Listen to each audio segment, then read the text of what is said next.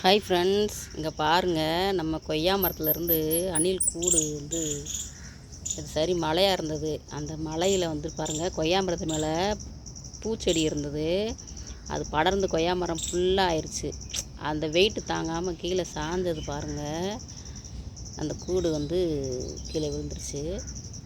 காலையிலே பையன் எடுத்துகிட்டு வந்து வச்சுட்டு அந்த அணில் குஞ்செல்லாம் பார்த்துட்டு விளாண்டுக்கிட்டு இருந்தான்.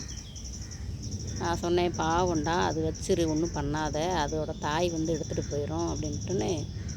அந்த ஒரு குஞ்சு தான் இருக்குதுன்னு நினச்சிட்டு இருந்தான். அதில் பாருங்கள், உள்ளே வந்துட்டு 3 குஞ்சு இருக்குது. சரிங்களா, 3 அணில் குஞ்சு இருக்குது. உள்ளே வந்து படுத்துட்ருக்குது. அது பாருங்கள், உள்ளே இருக்குதா அவங்களுக்கு தெரியுதுல்ல, கத்துது பாருங்கள். அது எப்படி இருக்குன்னு பாருங்கள். 3 குஞ்சு வந்து உள்ளே இருக்குது.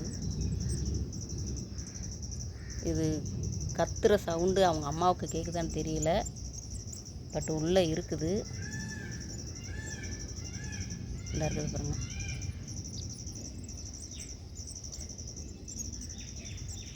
இங்கே 2, இதுக்குள்ளே 1, 3 குஞ்சு இருக்குது. அப்படியே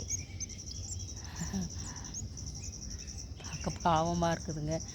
இந்த அணில் இங்கிட்டு தான் எங்கேயோ சுற்றிக்கிட்டு இருக்குது. பட் எப்போ வந்து எடுக்குன்னு தெரியல. இப்போ இந்த கூடை வந்து வச்சு எப்படி ஒரு 2 hours கிட்ட ஆகும் பாருங்களேன்.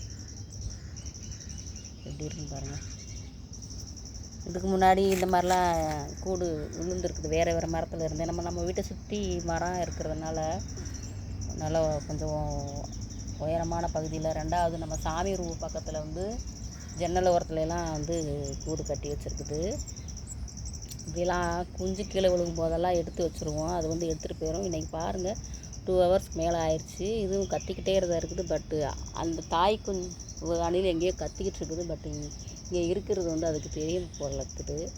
சரி, நான் இதை வந்துட்டு உங்களுக்கு வீடியோ எடுத்து போடலாம் அப்படின்ட்டு பண்ணேன். பிடிச்சிருந்தால் லைக் பண்ணுங்கள், ஷேர் பண்ணுங்கள், நம்ம சேனலை மறக்காமல் சப்ஸ்கிரைப் பண்ணுங்கள். பாய்ங்க. தேங்க்யூ ஃபார் வாட்சிங்.